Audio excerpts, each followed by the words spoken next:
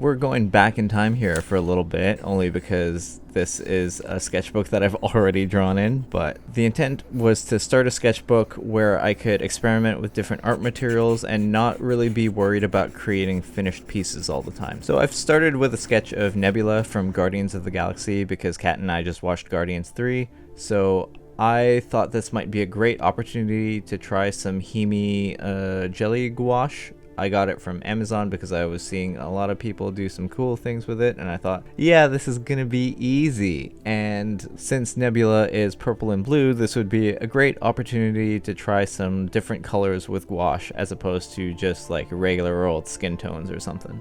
So what I quickly found out was this is actually really hard. I don't know if it's the brushes. I don't want to blame the brushes because that seems kind of like a cop-out, but there was something about the way the gouache was like sitting on the paper or absorbing into the paper that was really unfamiliar with me. I apparently need way more practice to do this. I thought I was gonna get some cool like patterns if I really watered down the paint, but it was so hard to control. I had no idea what I was doing. And then at this point, I think I started getting a little impatient because I'm making like really hurried brush strokes, very little intention behind them.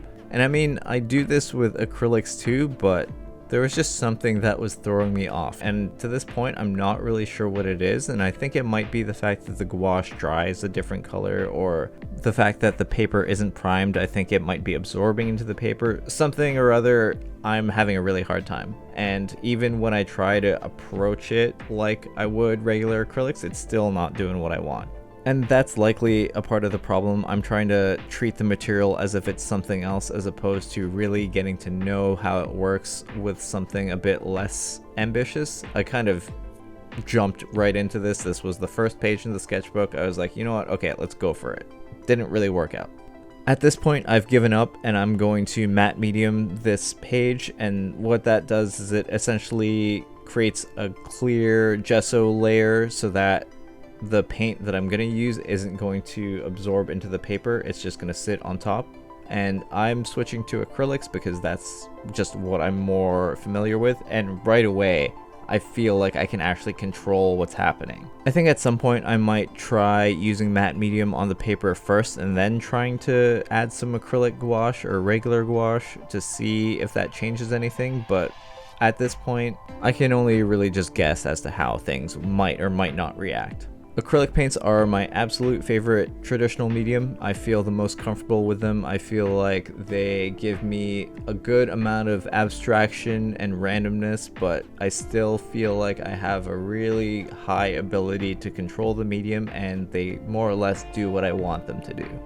So I know this kind of goes against the original intention of the sketchbook, which was to try things that are a bit more unfamiliar or new to me. But in this case, I was like, this is the first page. I kind of want it to be good. I'd be okay if this was like somewhere in the middle where I tried something and just totally bombed. But as the introduction to the sketchbook, I kind of just wanted it to be a bit nicer. And that's kind of a me issue, and also goes with the intent of the sketchbook, where this is something I'd like to bring around with me. If I was to show someone my work, I'd like it to, you know, be a better representation of what I can do rather than like me making mistakes right off the bat. I'm noticing that I'm actually being a bit more conservative with my color use. I usually like to add colors that aren't actually there, but in this case I'm sticking to what I see in the reference with a few sort of variations here and there. What's nice about sticking to a relatively limited color palette is that it makes it easy to establish your light and your dark values. It also makes it easier to do this thing that I like to call contaminating colors. There might be a better, more proper name for this, but what I mean by that is using some of the blues in the purple and using some of the purples in the blues. So you're not really getting solid divides between color. Everything's kind of mixing. Nebula's jumpsuit is where I really start having fun. Because I'm not concerned with depicting it realistically, I am free to use some more bold and abstract strokes to depict what the jumpsuit might look like, but without having to really represent it realistically.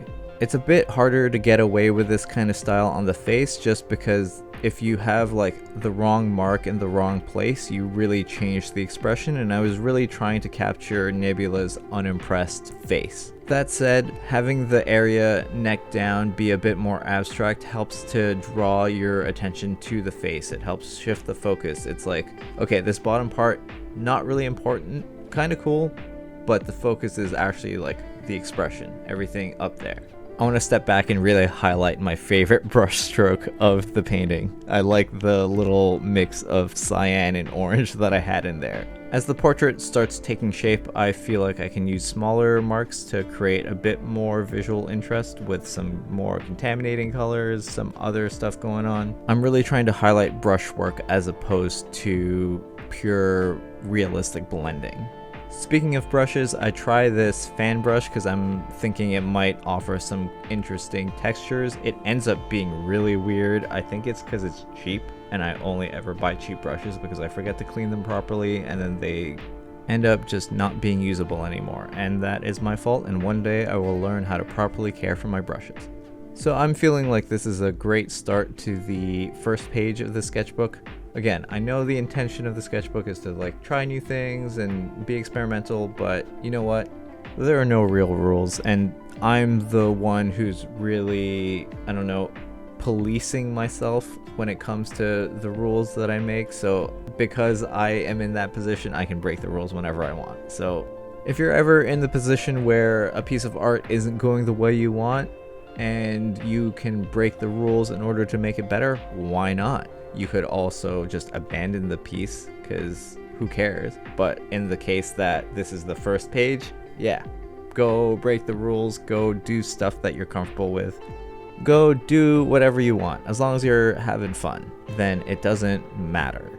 If this is like for a client, that's a bit different, but like if you're just drawing for you, like you can really do whatever you want. There are no rules. Don't listen to anyone that says, oh, you should only do it this way, right? Like, it doesn't matter. It's your art. Make it the way you want to make it ugly, make it beautiful, do whatever you want. It's up to you. It's important to have that sort of like agency over your own work.